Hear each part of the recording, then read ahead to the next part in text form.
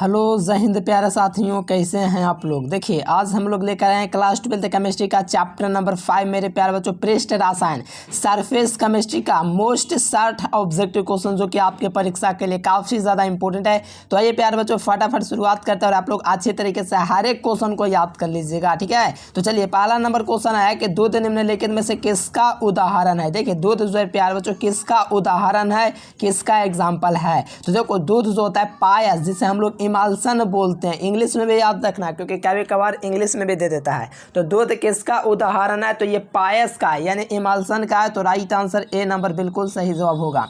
Second number question का answer है कि रासायनिक अधिशोषण कैसा होता है। देखिए रासायनिक अधिशोषण क्या होता है, प्रबल रूप से बांधा होता है, ठीक है, प्रबल रूप से बांधा होता है। तो ये कैसा होता है, तो ये जो होता है अनुत्क्रमणीय विक्रिया होता है, यानी रासायनिक अधिशोषण अनुत्क्रमणीय होता है और साथ में एक परतीय होता है, इस पर सिर्फ एक लेयर ही होता है और प्रबल होता है, मजबूत होता है, ठीक है। तो ये अनुत्क्रमणीय होगा, राइट आंसर बी नंबर। अगला क्वेश्चन 3 नंबर का आंसर है कि टिंडल प्रभाव पाया जाता है। देखिए टिंडल जो प्रभाव है किस में पाया जाता है, तो आपको ध्यान रखना है टिंडल प्रभाव जो है वो आपका सॉल में पाया जाता है। किस में पाया जाता है, टिंडल प्रभाव जो है ये सॉल में पाया जाता है, याद रखना।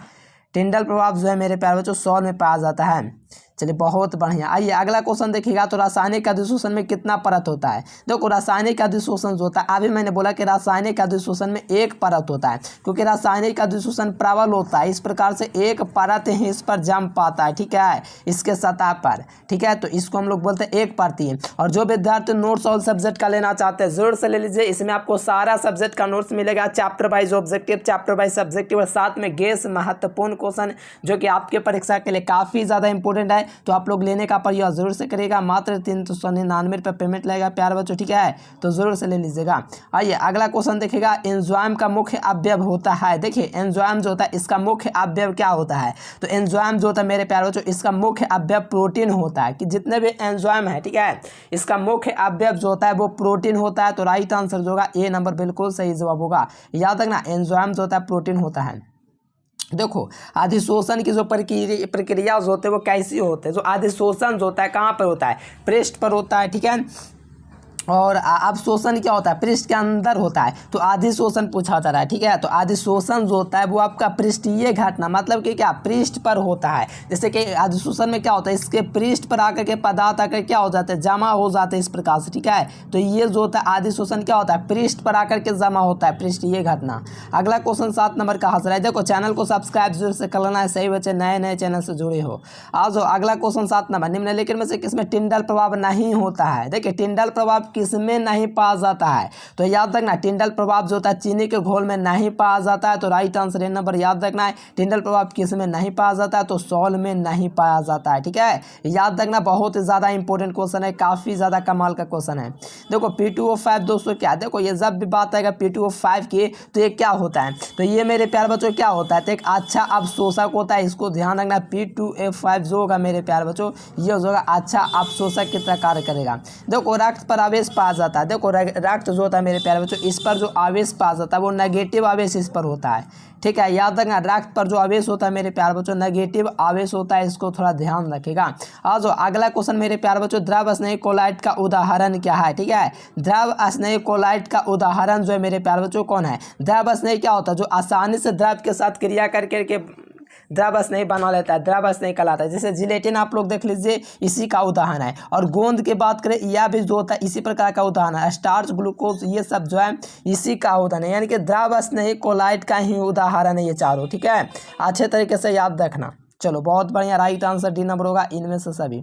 अगला क्वेश्चन का हाजिर है कि भौतिक अधिशोषण में लगभग कितनी ऊर्जा उत्सर्जित होती है। तो भौतिक अधिशोषण में 20 से 40 ऊर्जा प्रति केजी मोल उत्सर्जित होता है, यानी कि भौतिक अधिशोषण जो होता है इसमें ऊर्जा की बात करें तो 20 से 40। अगर रासायनिक अधिशोषण की बात करें तो 40 से लेकर के 400 ऊर्जा मुक्त होता है रासायनिक में, लेकिन भौतिक में मात्र 20 से 40 किलो जूल प्रति मोल उत्सर्जित होता है, ठीक है। Right answer option A. अगला क्वेश्चन का हाजिर है कि रासायनिक अधिशोषण में ऊष्मा उत्सर्जित होता है। तो 40 से लेकर के 400 याद रखना, बहुत ही ज़्यादा इंपॉर्टेंट क्वेश्चन है, VVI क्वेश्चन है। और नोट्स आप लोग ऑल सब्जेक्ट का जरूर से ले लीजिएगा मेरे प्यार बच्चों, ठीक है, बेहतरीन तैयारी करने के लिए। चलो तो स्वर्ण संख्या सबसे कम किसकी होती है, तो स्वर्ण संख्या सबसे कम जो होती है वो आपके जिलेटिन की होती है। किसकी होती है, जो जिलेटिन होता है मेरे प्यारे बच्चों इसकी जो स्वर्ण संख्या होती है वो सबसे कम होती है। चलो एकदम अच्छे तरीके से याद कर लो जिलेटिन। अगला क्वेश्चन देख लो, टिंडल प्रभाव पाया जाता है। देखो टिंडल जो प्रभाव जो होता है किस में पाया जाता है, तो आपको याद रखना कोलाइडे बिलियन में ही टिंडल प्रभाव देखा गया है। जितने भी कोलाइडे बिलियन होते हैं उसमें टिंडल प्रभाव देखा जाता है। टिंडल प्रभाव कहाँ देखा जाता है, तो कोलाइडे बिलियन में। Right answer option C. अगला क्वेश्चन का आंसर है, देखो नोट्स आप लोग जरूर से लेना प्यारे बच्चों, नंबर आपको नीचे तो दिख ही रहा है। देखो किस गैस का अब्सॉर्प्शन चारकोल द्वारा सबसे ज़्यादा होता है, तो अमोनिया का होता है। ठीक है, इसका अब्सॉर्प्शन सबसे ज़्यादा होता है, बी नंबर ऑप्शन। अगला क्वेश्चन है कि ठोस ठोस समुदाय कौन है। देखो ठोस ठोस जो समुदाय होता है वो आपका संश्लेषित जेम होता है। कौन होता है, ठोस ठोस जो समुदाय होता है वो आपका संश्लेषित जेम होता है। ये आप लोग जरूर से याद रखना, ठीक है, संश्लेषित जेम। अगला क्वेश्चन का आंसर है साबुन ग्रीस को किसके द्वारा निकालता है। जो साबुन जो होता है मेरे प्यारे वो आपका ग्रीस को कैसे निकालता है, तो इमाल्सीकरण के द्वारा निकालता है। साबुन जो होता है ग्रीस को कैसे निकालता है, तो इमाल्सीकरण के द्वारा निकालता है। तो सही जवाब आपका बी नंबर होगा, याद रखिएगा। आइए अगला क्वेश्चन, द्रव स्नेह यानी कि द्रव स्नेह मतलब किसको द्रव से स्नेह है, प्यार है, बताओ कौन है। थोड़ी देर पहले बताया था स्टार्च ग्लू जिससे गोंद कहते हैं। तो ये आपका द्रव स्नेही कोलाइड है। अगला क्वेश्चन का आंसर है, चैनल को जरूर सब्सक्राइब करें प्यारलाल। देखो भौतिक दूषण किस ताप पर होता है। देखो भौतिक दूषण के बाद जब भी आएगा तो ये जो होता है कैसा ताप पर होता है, निम्न ताप पर होता है या उच्च ताप पर होता है। बहुत ज़्यादा इजी क्वेश्चन, चलिए बहुत बड़े मेरे प्यारे। देखो भौतिक दूषण निम्न ताप पर ही होता है, और जब भी आपका रासायनिक दूषण पूछेगा उच्च ताप पर, ठीक है, याद रखना। और जो अगला क्वेश्चन का आंसर है 20 नंबर क्वेश्चन, दाब बढ़ाने पर भौतिक दूषण क्या होता है। देखो जैसे दाब बढ़ाएंगे भौतिक दूषण का, जैसे भौतिक दूषण क्या होता है, दुर्बल बंधन बल के कारण जुड़ा होता है, और इस पर मल्टीपल लेयर होता है, एक दो लेयर नहीं, इस पर लेयर पर लेयर लेयर पर लेयर लेयर पर लेयर इतना ज़्यादा लेयर होता है कि इसका भौतिक दूषण दाब बढ़ा देंगे तो भौतिक दूषण जो बढ़ जाएगा। ठीक है, तो यहाँ से याद रखना भौतिक दूषण क्या हो जाएगा, जैसे दाबेंगे इसको, ठीक है, तो इसका दाब बढ़ जाएगा। ठीक है, याद रखना। आज जो अगला क्वेश्चन का आंसर 21 नंबर के, भौतिक दूषण में किस बल का कारण होता है। तो देखो ये आपका दुर्बल आकर्षण बल भौतिक दूषण में होता है। ठीक है, और ये बात भी आप लोग याद रखना कि जब भी आपका रासायनिक दूषण पूछेगा तो प्रबल आकर्षण बल होता है रासायनिक दूषण में। ठीक है, ये सब जरूर से याद कर लीजिए, बी नंबर ऑप्शन हो जाएगा। सॉरी, रासायनिक दूषण पूछेगा तब बी नंबर। यहाँ पर दुर्बल पूछा है, भौतिक दूषण तो दुर्बल होगा। ठीक है, भौतिक दूषण में जो होता है दुर्बल बल होता है और रासायनिक दूषण में प्रबल होता है। कंफ्यूज मत करना, एग्जाम में आएगा ये क्वेश्चन। ठीक है, बहुत ज़्यादा इंपॉर्टेंट है। ठीक है, परीक्षा के लिए बहुत इंपॉर्टेंट है। ताप बढ़ाएंगे, देखो जैसे इसका ताप बढ़ाएंगे, जैसे ताप बढ़ाए थे तो भौतिक दूषण बढ़ गया था, अब ताप बढ़ाएंगे इसका तो क्या होगा, तो ताप बढ़ाएंगे ना भौतिक दूषण का तो भी घट जाएगा। भौतिक दूषण का जो मान है ताप बढ़ाने पर घटता है, इस बात को थोड़ा ध्यान रखना।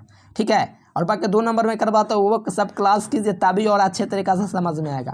देखो तेल तथा पानी के संयोग से जैसे तेल और पानी बनता है, जैसे हम आपको बताए थे पायस जब पढ़ा रहे थे कल ही के क्लासेस में, मैंने आपको बताया था कि तेल में जल या जल में तेल जो होता है पायस का उदाहरण होता है, पायस को ही इमल्सन कहा जाता है। तो ये दोनों ऑप्शन सही हो जाएगा। ठीक है, याद रखना सी एंड डी दोनों हो जाएगा। ठीक है, आज जो अगला क्वेश्चन का आंसर है कि वैद्युत क्षेत्र के प्रभाव में कोलाइडे कणों का गमन ही वैद्युत कण संचालित कहलाता है। यानी कि वैद्युत क्षेत्र के प्रभाव में कोई विद्युत क्षेत्र का प्रभाव होता है, कोलाइडे का मान लीजिए विद्युत क्षेत्र है, यहाँ पर कोलाइडे कणों का दोस्तों गमन हो रहा है, तो ये जो गमन जो यहाँ पर होगा उसी को वैद्युत कण संचलन कहेंगे।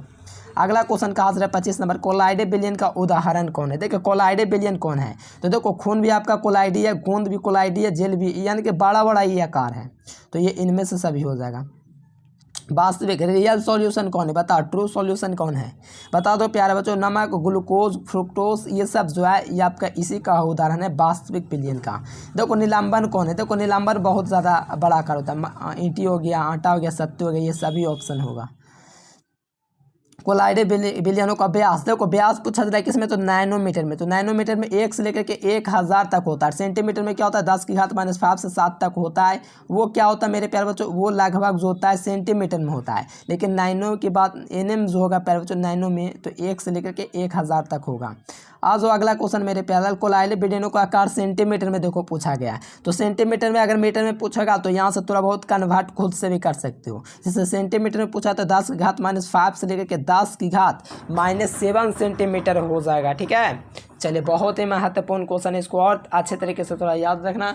ठीक है, चलिए बहुत बढ़िया, राइट आंसर सी नंबर। आज जो अगला क्वेश्चन 30 नंबर, वास्तविक विलयन का आकार कितना होता है। देखिए वास्तविक जो विलयन होता है वो इसका आकार जो होता है 10 की घात -7 सेंटीमीटर से कम होता है। याद रखना, वास्तविक विलयन का आकार जो होता है 10 की घात -7 सेंटीमीटर से कम होता है। और देखो निलंबन का आकार क्या होता है, जैसे वास्तविक विलयन का आकार 10 की घात -7 सेंटीमीटर से कम होता है, उसी प्रकार निलंबन का जो आकार होता है 10 की घात -5 से अधिक होता है। क्या होता है, अधिक होता है। देखो द्रव स्नेही कोलाइड कैसा होता है, तो ये आपका जो होता है उत्क्रमणीय अभिक्रिया होता है। और द्रव विरोधी जो होता है, द्रव विरोधी जो होता है वो अनुत्क्रमणीय होता है। याद रखिएगा ए नंबर को। आज जो अगला क्वेश्चन, द्रव विरोधी कोलाइड होता है। देखिए द्रव विरोधी अभी मैंने बताया अनुत्क्रमणीय अभिक्रिया होगी, ठीक है, राइट आंसर बी नंबर। अगला क्वेश्चन कहा जा रहा है कि द्रव स्नेही कोलाइड पर कौन सा आवेश होता है। देखो द्रव स्नेही जो द्रव से प्रेम करेगा इस पर जो आवेश होगा शून्य धन ऋण सब होगा, ठीक है, ऑल ऑफ दिस। अगला क्वेश्चन 35 नंबर का आ रहा है कि अधिशोषण में मुक्त ऊर्जा क्या कहलाता है। देखिए अधिशोषण में, ठीक है, इसका आप लोगों को कमेंट बॉक्स में बताना है कि अधिशोषण में मुक्त ऊर्जा जो होता है क्या कहलाता है, ठीक है, ये आप लोग को कमेंट बॉक्स में लगाना है। 35 क्वेश्चन का मैं आपके लिए क्वेश्चन दिया हूँ, ज़रूर से बताना कमेंट करके। आज जो यहाँ पर देख लो, वो पदार्थ जो जल के पृष्ठन आपको कम कर दे उससे हम लोग पृष्ठ सक्रिय कारक पदार्थ कहते हैं। देखो कल ही 2 नंबर में करवाया हूँ और आज आप लोग देख भी पा रहे हैं, ठीक है। अच्छे तरीके से याद रखना, बहुत ज़्यादा इंपॉर्टेंट क्वेश्चन है। 37 नंबर, फॉस्फोरस पेंटा ऑक्साइड है एक। देखो फॉस्फोरस जो पेंटा ऑक्साइड है मेरे प्यारे, ये एक प्रकार का अपशोषक होता है। क्या होता है, अपशोषक। अगला क्वेश्चन कहा जा रहा है, जब ठोस पदार्थ, देखिए को देखो यहाँ से ध्यान देना, जब कोई गैस ठोस पदार्थ के अंदर, इसके अंदर, जैसे याद करो छेना, ठीक है, रसगुल्ला देखो तो वो अंदर तक प्रवेश कर जा रहा है, यानी कि अंदर तक इसके कान अगर प्रवेश करेंगे, ठीक है, भीतर तक समा जाएंगे तो उसको हम लोग बोलेंगे अपशोषण। और सिर्फ बाहर बाहर रहे, सिर्फ किनारे पर आकर के जमा हो तो उसको हम लोग बोलेंगे अधिशोषण, ठीक है, याद रखना। अंदर प्रवेश कर गया तो अपशोषण हो गया। अगला क्वेश्चन का हाजिर है प्यालाल 39 नंबर क्वेश्चन के, बादल कुआं निम्नलिखित में से किसका उदाहरण है। तो बादल जो कुआं है मेरे प्यारे बच्चों, ये द्रव का गैस में विलयन का उदाहरण है, ठीक है, याद रखना बी नंबर क्वेश्चन। आइए अगला क्वेश्चन देखिए मेरे प्यारे बच्चों, स्टार्च प्रोटीन और यहाँ पर आपका क्या पूछा, आर्सेनिक सल्फाइड के गोल्ड में किसका उदाहरण है। तो देखो ये सारा मैं आपको करवा चुका हूँ, ठीक है, ठोस का द्रव में मिश्रण। इसका आप लोग अगर आपके पास नहीं पता है तो अगर आपके पास कोई प्रकाशन का बुक है तो 5वां चैप्टर ओपन कीजिए, वहाँ पर बहुत सारे ऐसे एग्जाम्पल मिल जाएंगे जिससे आप लोग याद रख लेना। देखो यहाँ पर सिलिका अपशोषित करते हैं, सिलिका जल होता है किसे अपशोषित कर लेता है, तो जलवाष्प को अपशोषित कर लेता है मेरे प्यारे बच्चों, राइट आंसर बी नंबर। अगला क्वेश्चन देखा था 42 नंबर क्वेश्चन, भौतिक अधिशोषण में गैस अणुओं की सतह बंधे होते हैं। देखो भौतिक अधिशोषण में गैस अणुओं की जो सतह बंधे होते हैं, कहाँ पे बंधे होता है, तो वान डर वाल्स के कारण तो उसको बंधे होता है। तो सही जवाब बी नंबर, भौतिक अधिशोषण वान डर वाल्स से ही जुड़ा होता है। और नोट्स आप लोग जरूर लीजिएगा, ठीक है, नंबर आपको दिख रहा है प्यालाल ऑल सब्जेक्ट का। द्रव का परिक्षेपण जो होता है क्या कहलाता है। देखो द्रव का द्रव में अगर करेंगे तो वो आपका पायस होगा। द्रव में परिक्षेपण जो कहलाता है पायस कहलाता है। अगला क्वेश्चन 43 नंबर क्वेश्चन कि गैस का ठोस पर भौतिक अधिशोषण का कारण क्या है। देखो गैस का यानी कि गैस का दोस्तों ठोस पर भौतिक अधिशोषण का कारण उनका वान डर वाल्स है, ठीक है, कमजोर वान डर वाल्स है। अगला क्वेश्चन 45 नंबर का हाजिर है कि ठोस पदार्थ पर किसी द्रव का परिक्षेपण क्या कहलाता है। देखिए ठोस पदार्थ पर किसी द्रव का, कोई भी द्रव है, किसी ठोस पदार्थ, मान लीजिए कोई ठोस है, ठीक है, इस पर द्रव का परिक्षेपण क्या कहलाएगा, इसको हम लोग जैल बोलेंगे। क्या बोलेंगे, जैल। भौतिक अधिशोषण की क्रिया कैसे ताप पर होती है, तो ये आपका कक्ष ताप पर होता है भौतिक अधिशोषण, ठीक है। देखो अपमार्जक को ही क्या कहा जाता है, तो अपमार्जक को ही पृष्ठ सक्रियन कहा जाता है। क्या कहा जाता है, पृष्ठ सक्रियन कहा जाता है, पेज एक्टिवेशन कहा जाता है। अगला क्वेश्चन कहा जा रहा है द्रव स्नेही कौन होता है। तो मैंने सारा एग्जाम्पल आपको दे रखा है, स्टार्च, ग्लूकोज, जिलेटिन, ये सब जो है ना द्रव स्नेही, द्रव से प्यार करने वाला होता है। 50 नंबर क्वेश्चन कहा जा रहा है टॉयलिन नमक एंजाइम का यूज़ करते हैं तो जीव की लार में यूज़ करते हैं, ठीक है, टॉयलिन नमक एंजाइम का स्रोत है तो जीव की लार। चलो आ जाओ, कोई उत्प्रेरक के रासायनिक क्रिया के वेग को क्या करता है। देखो कोई भी उत्प्रेरक जो होता है अभिक्रिया के वेग को या तो बढ़ा सकता है या तो घटा सकता है, निर्भर इस पर करता है कि अभिक्रिया का वेग धनात्मक है कि ऋणात्मक। अगर मान लीजिए धनात्मक है किसी रासायनिक अभिक्रिया का वेग है तो अभिक्रिया के वेग को बढ़ा देगा, ठीक है, अगर ऋणात्मक है तो घटा देगा। तो बढ़ा घट सकता है यदि क्रिया चल रही हो। देखो विलायक विरागी कोलाइन के विलायक जो द्रव से प्रेम नहीं करता है उसे वो कहता है लाइफोबिक, ठीक है। और यहाँ पर देखिए विलायक जो द्रव से प्रेम करता है उसे वो कहते हैं लाइफिलिक, ठीक है। ये सब बहुत ज़्यादा इजी है। आइए अगला क्वेश्चन देखिए, कोलाइडे कणों का शुद्धिकरण क्या कहलाता है? कोलाइडे कणों का जो शुद्धिकरण होता है इसी को डायलिसिस कहते हैं। ठीक है, अगला क्वेश्चन का आंसर है 55 नंबर के, उत्प्रेरक एक वस्तु जो क्या करता है? तो ये समयावस्था प्राप्त करने की जो गति होता है, मोशंस होता है, उसको कम कर देता है। उत्प्रेरक अभिक्रिया के दर को क्या कहता है? देखो उत्प्रेरक जो अभिक्रिया के दर को क्या कहता है? उत्प्रेरक अभिक्रिया के दर को बढ़ाता है जब सक्रियण ऊर्जा को कम करता है। यानी अभिक्रिया को उत्प्रेरक मान लीजिए बढ़ा रहा है अभिक्रिया के दर को, ठीक है, रेट उसको बढ़ा रहा है, इसका मतलब वो सक्रियण ऊर्जा को घटाया है तभी बढ़ा रहा है। अभिक्रिया का दर बढ़ने का मतलब क्या है? वो सक्रियण ऊर्जा को कम कर रहा है। ये बहुत ज़्यादा ईजी है, ठीक है, थोड़ा और भी हम आपको डीपली पढ़ाएंगे तो सारा चीज़ समझ में आएगा आपको। ठीक है, यहाँ पर देखिए ग्लूकोज को एथेनॉल में परिवर्तित करने वाला, ग्लूकोज को एथेनॉल में, देखो ग्लूकोज को एथेनॉल में अगर परिवर्तित करना है तो कौन सा एंजाइम यूज़ होता है? तो वो जाइमेस नामक एंजाइम का यूज़ किया जाता है, इसको ज़रूर से याद रखना। आज वो जांतम झिल्ली में छान जाने वाला विलयन समांगी विलयन कहलाता है। ठीक है, जांतम झिल्ली में छान जाने वाला विलयन। चलो यहाँ पर आ जाओ, प्लैटिनम का उपयोग निम्नलिखित में किस क्रिया के लिए होता है? तो आपको पता है कि अमोनिया बनाना रहता है ना, जैसे अमोनियम को बनाना है, ठीक है, तो प्लैटिनम जो होता है इसी का यूज़ किया जाता है। यानी अमोनिया से क्या बनाता है? नाइट्रिक अम्ल। मैंने क्या बोल दिया था अभी, मैंने ध्यान भी नहीं दिया। अमोनिया से क्या बनाना है? नाइट्रिक अम्ल बनाना है, तो प्लैटिनम का यूज़ होगा ही। काफ़ी ज़्यादा ईजी क्वेश्चन है, आप लोग जानते हैं, पढ़े हैं अमोनिया का उत्पादन तक। देखो दूध है, दूध क्या होता है? जाल में परिक्षेपित वसा होता है, जाल में परिक्षेपित वसा, ऑप्शन नंबर ए। देखिए इतना ही क्वेश्चन है कि मेरे प्यारे बच्चों, और बाकी आप लोग नोट्स ऑल सब्जेक्ट का जरूर से ले लीजिए। नंबर आपको दिख रहा है 9142419142529134। इस नंबर पर आपको कॉल करना है मेरे प्यारे बच्चों, या व्हाट्सअप मैसेज करना, और ऑल सब्जेक्ट का नोट्स ले लेना है। इसमें क्या है, पूरा सब्जेक्ट का चैप्टर वाइज ऑब्जेक्टिव सब्जेक्ट के साथ में गेस क्वेश्चन तक आपको मिलेगा, जिससे आप बेहतर अंक प्राप्त कर सकते हैं मेरे प्यारे बच्चों। ठीक है, फटाफट से इस नंबर पर कॉन्टैक्ट कीजिए और ऑल सब्जेक्ट का नोट्स ले लीजिए। पूरा एग्जाम है, 101% लड़ेगा, बस मेहनत करके देखिए मेरे प्यारे बच्चों, आप लोग तहलका मचा देंगे। चलिए प्यारे बच्चों, आज के लिए फिलहाल इतना ही। Thanks for watching this video. जय हिंद, वंदे मातरम।